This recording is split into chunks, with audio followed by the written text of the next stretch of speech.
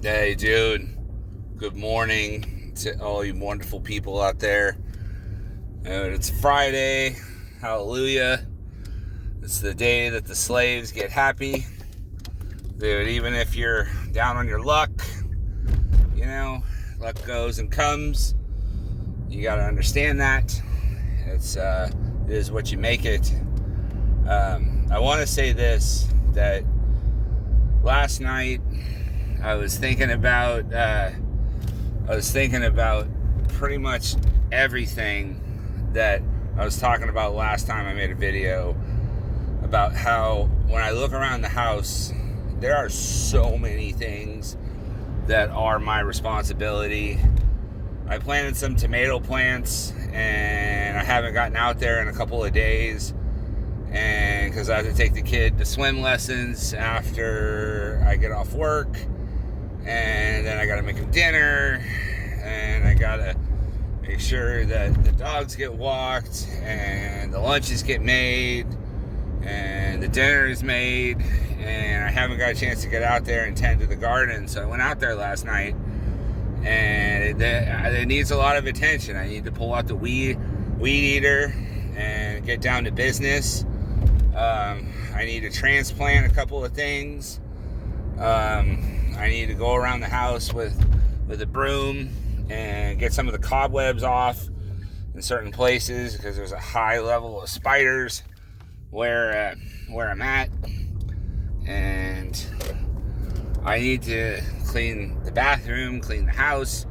I need to do everything. And what I'm realizing is that I need to get the kid involved with cleaning, so that when he's a teenager, he doesn't look at me funny, like, oh, I'm supposed to do that.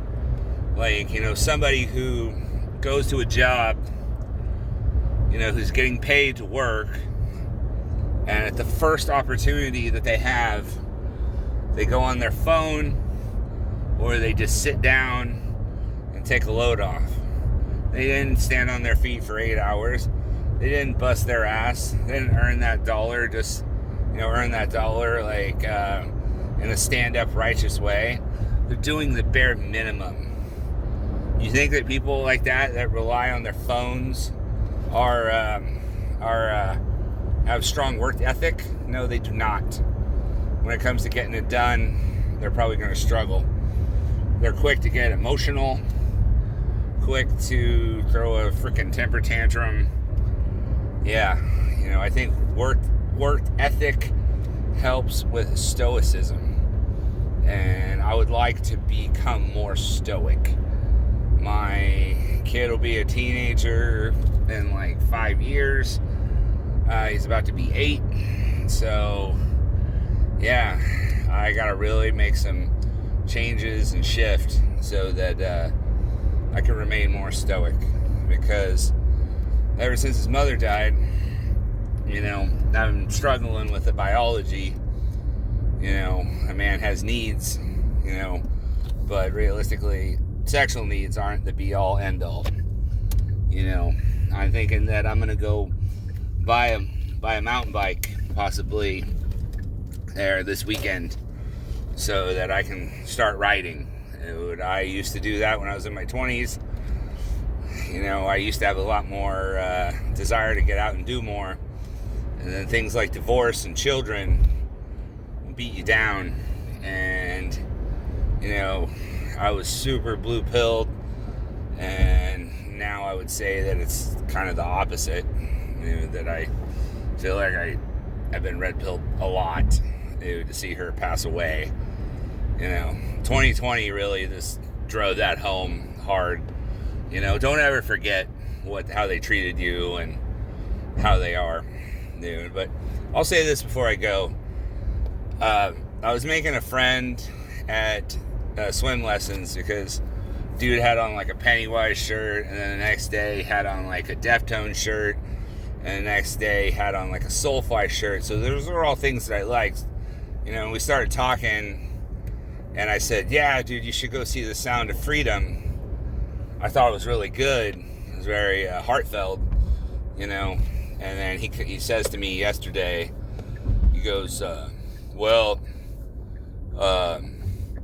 I looked up that, and that's very QAnon, which is exactly what the lamestream is telling you to say or to think, because you get your information from there.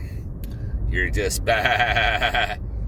And then he tells me that he doesn't believe, he's got no faith at all. And some of the choices when we talk about metal are questionable, in my opinion.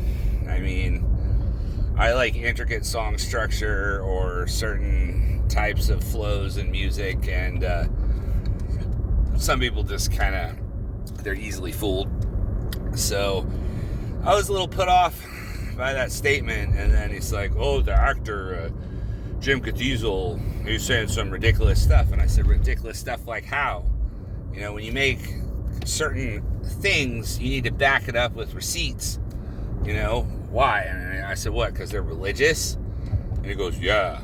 And it's like, I told him, I said, man, I don't go to church, but dude, there's been someone watching over me, something bigger, something grander. So yeah, I'm not as inspired to pursue that friendship, dude. I mean, people are free to think whatever they want, but I don't know. I gravitate towards people with strong conviction and faith. It seems like people that have faith are not lost. I mean, unless you get indoctrinated by a religious cult, which is another friend of mine who I used to hang out with all the time, who every time that I talked to him in the last 3 years, oh, you should come to my church. Oh, you should come to my church. You make it sound like if I don't come to your church, then I'm not your friend. Dude, so that's disappointing, man. Friendships are a struggle, dude. Hold on to the good ones, dude. Take care. God bless.